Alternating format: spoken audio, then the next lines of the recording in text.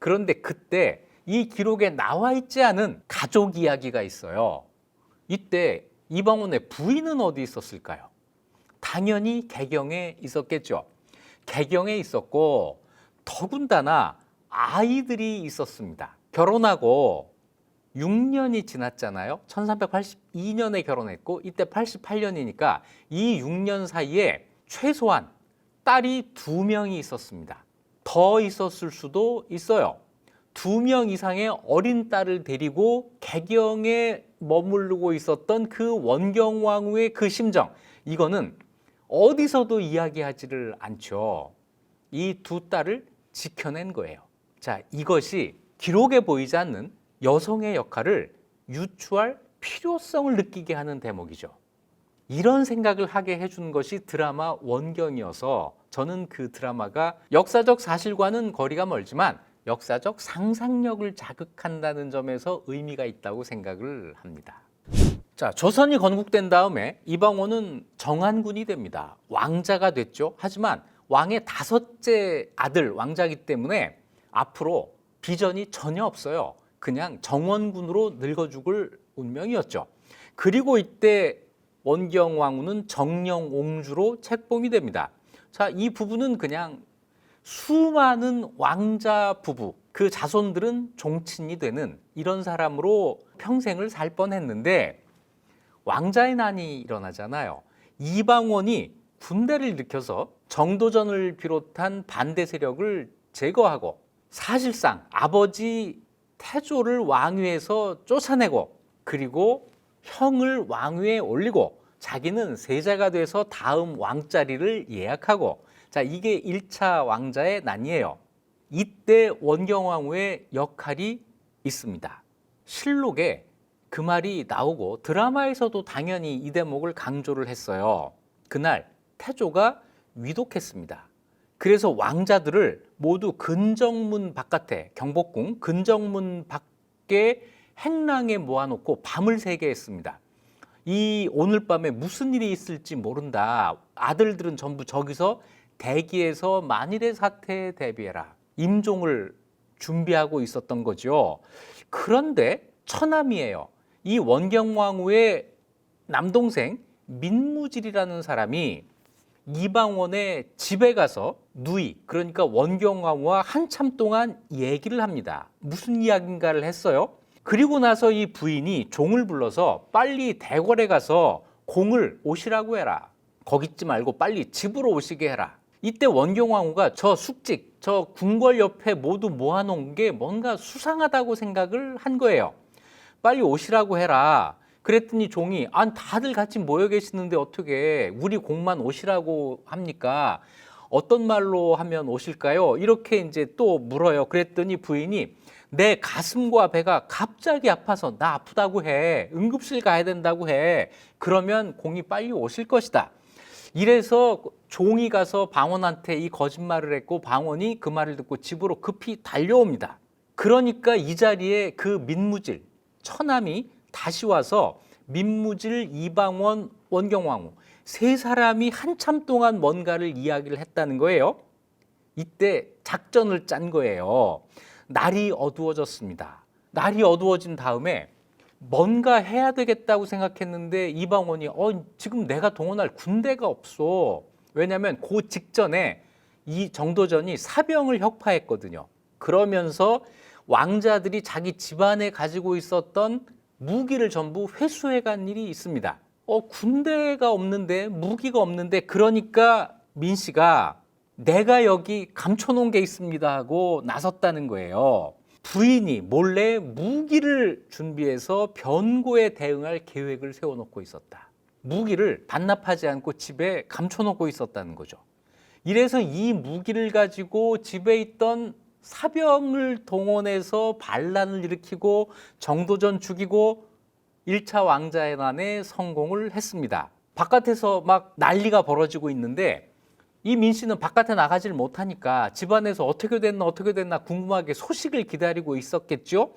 그런데 소식이 오지를 않으니까 내가 나가봐야겠다 해가지고 이방원인 곳까지 내가 가서 죽든 살든 같이 해야겠다 이러고 나섰다는 거예요. 그러는 걸 이제 아랫사람들이 말려서 집에 못 나가게 했는데 나중에 이방원의 사병이 정도전이 쓰고 있던 갓과 정도전의 칼을 가지고 오면서 정도전을 죽였습니다. 라는 말을 해서 비로소 이제 성공을 했구나 했다는 겁니다. 자, 이 대목에서 1차 왕자의 난 때 이 민씨의 역할 한 가지가 있어요. 무기를 감춰두었다가 이걸 가지고 난을 일으키게 했다. 공을 세운 것이다. 이걸 두고두고 이야기를 하게 되는데요. 나중에 태종이 왕이 된 다음에 아들 세종한테 고려사를 읽다가 이런 말을 했다고 해요. 내 어머니의 공이 유씨의 제갑과 비교해도 더 중하다. 유씨의 제갑이라는 건 고려사에 나오는 이야기입니다. 고려태조 왕건이 궁예를 몰아내고 왕이 될 때, 그때 왕건의 부인 중에 신해왕후 유씨, 첫 번째 부인입니다. 이 부인의 역할이 있어요. 자, 고려사로 돌아가 보겠습니다. 아마 이 대목을 읽으면서 태종이 세종한테 이 이야기를 했을 거예요.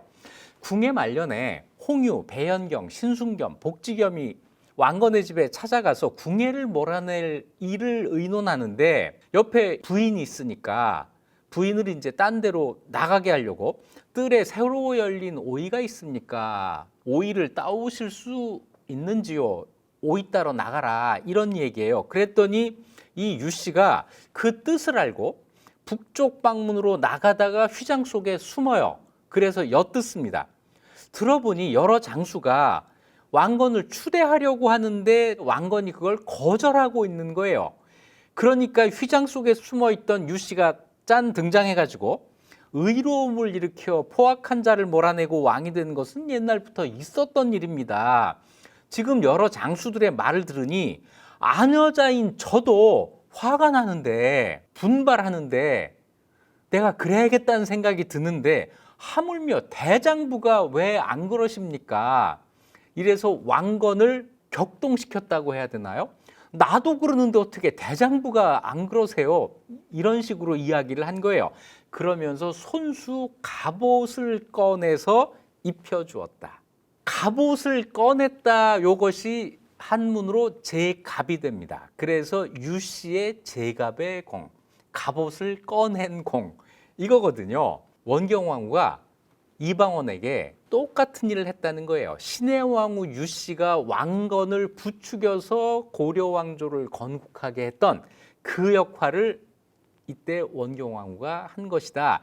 이 공은 정말 대단한 거야. 너의 어머니 공이 대단한 거야. 이렇게 아들에게 이야기를 했다는 거죠. 실제로 이런 일이 있었던 것 같고 또 한 번 원경왕후가 그 역할을 합니다. 1차 왕자의 난이라고 했으니까 2차 왕자의 난도 있겠죠. 자, 이방원은 전부 계획을 세웠어요. 아버지 쫓아내고 둘째 형을 왕위에 올리고 정종입니다. 그리고 자기가 세자가 되어서 다음 왕위를 예약하고 다 해놨는데 바로 우의 형 이성계의 넷째 아들 방간이 야, 왜 그러는데? 당연히 그럴 거 아니에요. 왜 이게 나를 건너뛰고 너한테가 안 돼? 해서 방간과 방원 사이에 싸움이 벌어집니다. 이 기록은 태종실록이 아주 부당하게 표현을 해놔요. 방간은 나쁜 형이고 방원은 좋은 동생이라고 하는 건데 당연히 둘이 똑같죠. 똑같으니까 서로 싸운 거죠. 이거야말로 승자의 기록입니다. 방간은 막 싸우려고 하는데 방원은 내가 어떻게 형하고 싸우냐. 종을 보내가지고 니네 형 보면 절대로 활 쏘거나 죽이거나 그러지 말아라 그랬다는 건데 이거는 있을 수 없는 얘기고 사실은 목숨을 걸고 싸웠겠죠. 그런데 이때에도 원경왕후 민씨가 물론 왕후가 되기 전이에요. 이 민씨가 갑옷을 꺼내 입히고 그러니까 이 민씨는 남편에게 갑옷을 2번 꺼내 입히고 나가서 싸우라고 한 거예요. 대의에 의거하여 군사를 움직일 것을 권했다. 이때 또 한 번 한 겁니다. 이때 또 이런 일이 벌어져요. 집에서 야 이게 어떻게 되는 거야? 이게 이기는 거야? 지는 거야? 막 이제 시가전이 벌어지고 있었거든요. 그런데 그때 말 한 마리가 집으로 뛰어들어옵니다. 자기 집에서 기르던 말인데 말이 빈말로 들어온 거예요. 아니, 저 말에 타고 있는 사람은 그러면 어떻게 된 거지? 내 남편이 죽었다는 얘기야? 이래서 몸소 나도 싸우다 죽을 거야 해가지고 싸움터로 나가려고 했다는 거죠. 그런데 나중에 알아보니까 이것이 이방원 집의 말이긴 했는데 그 말은 누가 타고 있었느냐? 목인해라고 하는 사람이 타고 있었다는 거예요. 순간의 오해가 이 민 씨를 정말 싸움터로 나가게 할 뻔했던 거죠. 자, 이때에도 사람들이 말려서 나가지는 못했지만 적어도 이런 신용은 했다는 겁니다. 1차 왕자의 난 때는 나 나가서 싸우다가 내 남편과 같이 죽을 거야 이러고, 이때는 우리가 진 것 같아, 나도 나가서 싸우다 죽을 거야 이랬다는 거고, 이런 거 보면 보통 사람은 아니에요. 이때 또 점쟁이 얘기가 나옵니다. 처음에 이 싸움이 일어날 즈음에 민 씨가 무녀 두 사람, 무당이죠, 두 사람을 불러 점을 치게 합니다. 승부를 물어요. 어떻게 되겠냐 그랬더니 이 점친 사람들이 반드시 이길 것이니 근심할 것 없습니다 라는 점괘를 내놓습니다. 그래도 또 반신반의해요. 점치는 사람들은요, 좋은 점괘가 나와도 그걸 안 믿어요. 계속 확인을 하려고 하죠. 바로 옆집에 정사파라고 하는, 이름을 봐서는 노파예요. 이 노파가 사는데 옆집이라 놀러 왔어요. 원경왕후가 그 노파한테 꿈 얘기를 합니다. 어젯밤 새벽녘 꿈에 내가 옛날 집에 있는데, 나 어릴 때 살던 옛날 집에 있는데 해가 떠 있고 아기 막둥이가, 이 막둥이가 그냥 막둥이가 아니고 이방원의 어릴 적 이름입니다. 그러니까 어린 이방원이 해바퀴 가운데 앉아 있는 꿈을 꾸었다. 해가 있는데 그 가운데 이방원이 앉아 있다는 거예요. 아니, 이런 꿈풀이가 그렇게 어려워요? 이건 누가 봐도 왕이 될 꿈이잖아요. 뻔한 꿈 얘기를 하고 이 풀이를 옆집 사는 노파한테 부탁한 겁니다. 그랬더니 정사파가 뻔한 꿈풀이를 해요. 공이, 그러니까 이방원이 왕이 되어서 항상 이 아기를 안아줄 징조입니다. 이거 너무 쉬운 거 아니에요? 그랬더니 부인이 아니 그게 무슨 말인가, 그런 일을 어찌 바랄 수 있겠는가.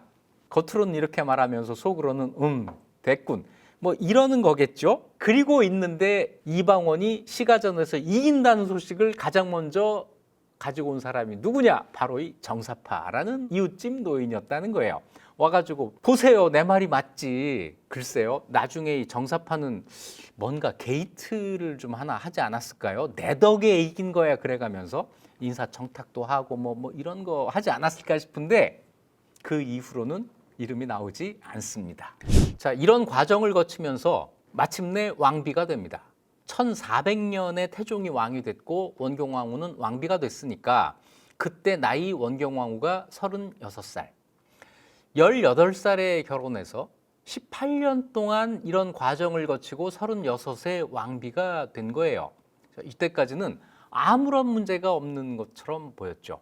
남편은 왕자에서 세자에서 왕으로, 거기에 따라서 옹주에서 빈으로 비로 지위도 계속 올라가고 뜻하는 바를 다 이루었고, 앞으로 이 두 사람에게 좋은 일만 있을 것 같은 그 시점부터 나쁜 일이 생기기 시작합니다.